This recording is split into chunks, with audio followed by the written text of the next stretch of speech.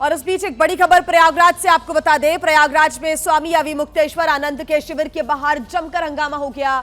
स्वामी अविमुक्तेश्वर आनंद ने पुलिस से शिकायत की है और शिविर के बाहर हंगामे और तोड़फोड़ के आरोप यहां पर लगाए गए हैं। हाथों में लाठी डंडे और भगवा झंडे लेकर हंगामा करने का आरोप लगाया गया है। अविमुक्तेश्वर आनंद ने थाने में दर्ज करवा दी है शिकायत। अविमुक्तेश्वर आनंद ने अपनी जान को भी खतरा बताया है और कहा है कि उन्हें अगवा करके मारना चाहते थे।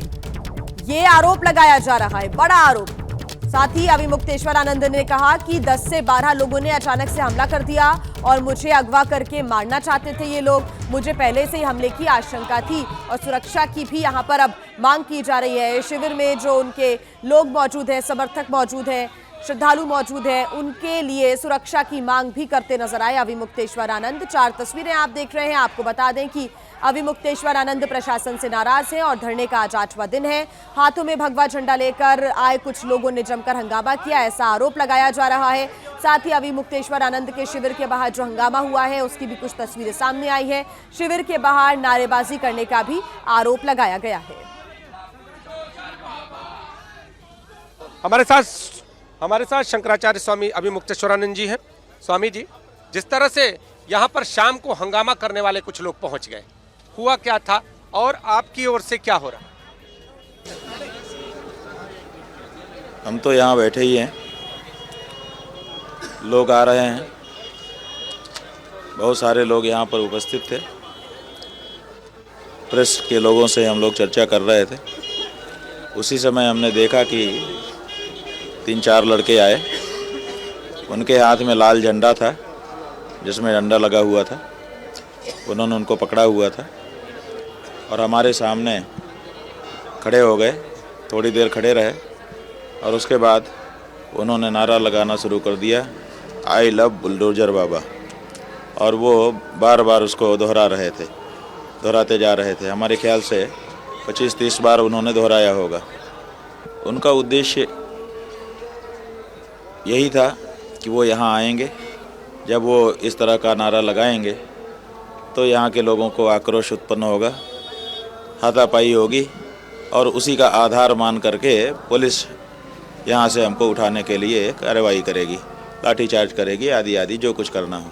उनको बहाना चाहिए कि यहाँ से कैसे हमको हटाएं। हम यहाँ जो बैठे हुए हैं उससे प्रशासन को समस्या है।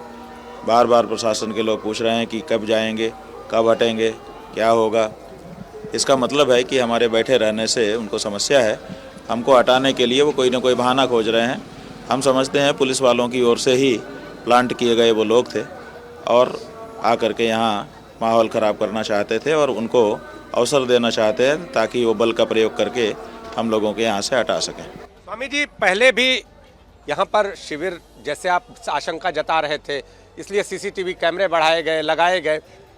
क्या आशंका थी क्या कि ऐसा कुछ हो सकता है? हाँ जी, पहले से ही इनपुट था। हम लोगों को सूचना मिल रही थी कि ऐसी बातें अधिकारियों के यहाँ चल रही हैं कि कुछ न कुछ ऐसा किया जाएगा। इसीलिए तो हमारे शिष्यों ने कल सीसीटीवी लगा दिया था और वो सीसीटीवी है जिसके कारण कल की घटना बच गई, क्योंकि उन लोगों ने देखा कि सीसीटीवी लग चुका है।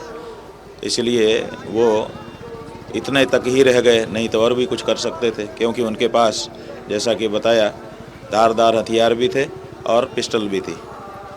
एक और चीज़ जानना चाहेंगे, कल जब आपके जो शिष्य हैं उनसे हम बातचीत कर रहे थे तो वो आपकी जान को खतरा बता रहे थे। किससे खतरा है आपको? अब भाई,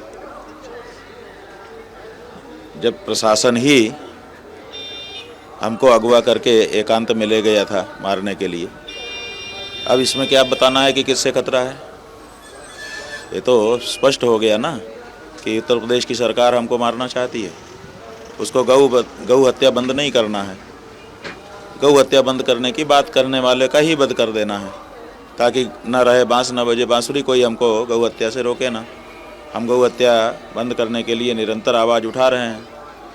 इससे उनको असहज स्थिति उत्पन्न हो रही है। जनता उनसे पूछ रही है कि आपने गौ हत्या के लिए, बंदी के लिए कहा था, हमने वोट दिया था, आपने अभी तक लंबे समय तक सत्ता में रह कर के भी क्यों नहीं किया? तो अब उनको जवाब देना भारी पड़ रहा है, क्योंकि अब जनता मुखर होकर के ये बात पूछने लग गई है। तो अब वो चाहते हैं कि आवाज़ ही बंद कर दी जाए।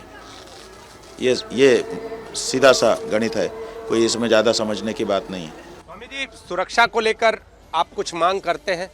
अपने इस शिविर के बाहर सुरक्षा के कड़े इंतजाम हो, क्या मांग करते हैं? किससे मांग करें? जो हमको मारना चाहता है उसी से हम मांग करें कि तुम हमारी सुरक्षा करो। वो क्या सुरक्षा करेंगे हमारी?